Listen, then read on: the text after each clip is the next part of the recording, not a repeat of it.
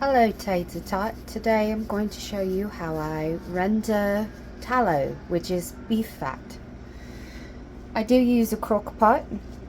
It does have some stuff in there. I started it earlier actually. I like to use the crock pot because I can leave it on the counter, walk away, and I don't have to worry too much, and it'll keep working as I'm gone. So let's talk about my crock pot.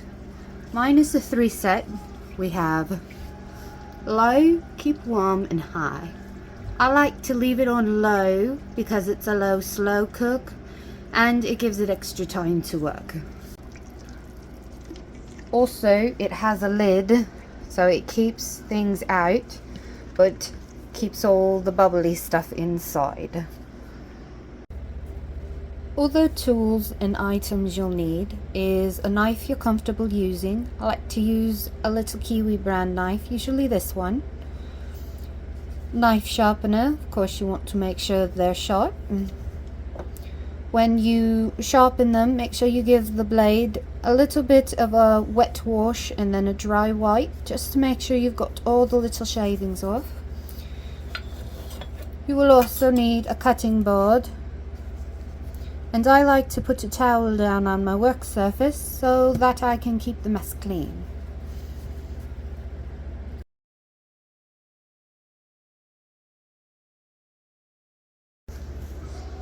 Other things you'll want is, of course, beef fat. This would be okay to go ahead and put in there and let it render slowly, but I like to cut it down a little bit smaller so that it's a lot more even and a bit quicker. So we'll go ahead and do a little bit of work on that.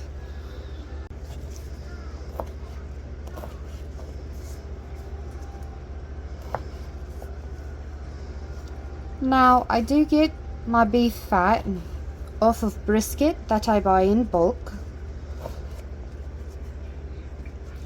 If you go to a local butcher, you might be able to find some. I did not have such luck, so I had to go and figure out a from scratch source, and for me that just ended up being bulk buying brisket and cutting it up at home.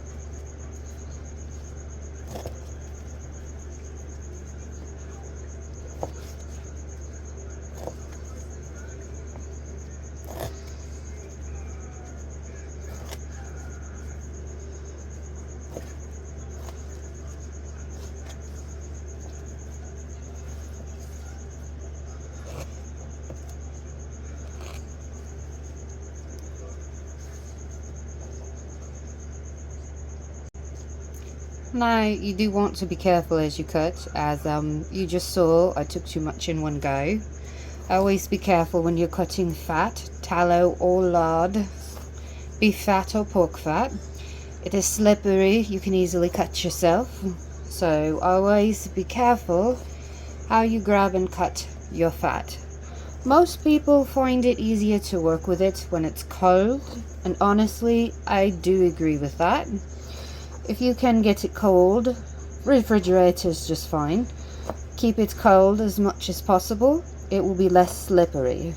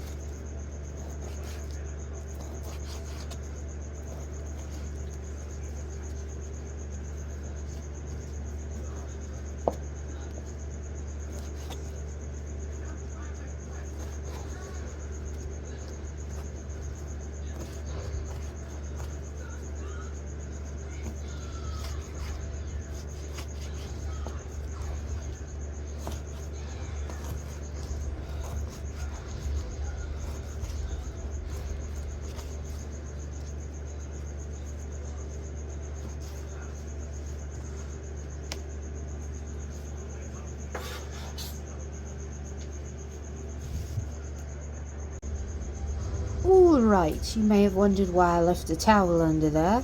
So I like to put a towel down so it makes cleanup easier. Because if you get a little bit of blood or whatever on there, you can just take it and chuck it into the wash. But don't worry, I also disinfect and wipe down the counters.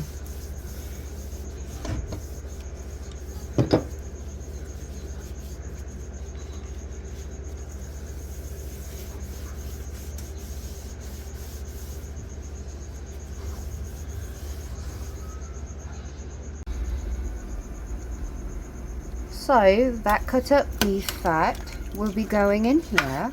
Since I had some going earlier, what I'm just going to do is mix it in together.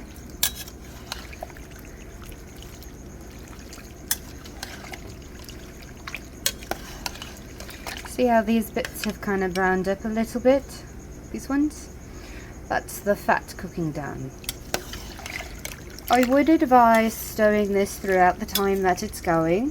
That's some of the fat coming off, melting down. That's what we're looking for at the end product.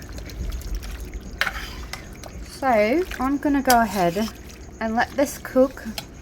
I usually let it sit overnight, and that's usually okay, but it can sit upwards of like a day or two on the low setting. If you want it to cook faster, you can put it on high, but keep an eye on it. We'll come back and do the next step when it's at the point that I need to do it. Ciao for now. We're back now. It has been well overnight. It's actually the next night.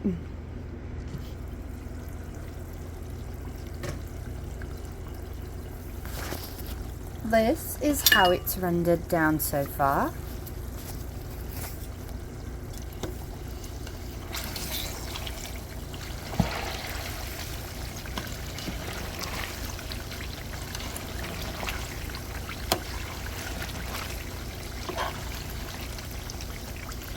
I will be taking some of this out to start pulling it off of what's already cooked. Now, when I do this, I like to have a separate container because it's sort of a rough sieve. So I'll be right back.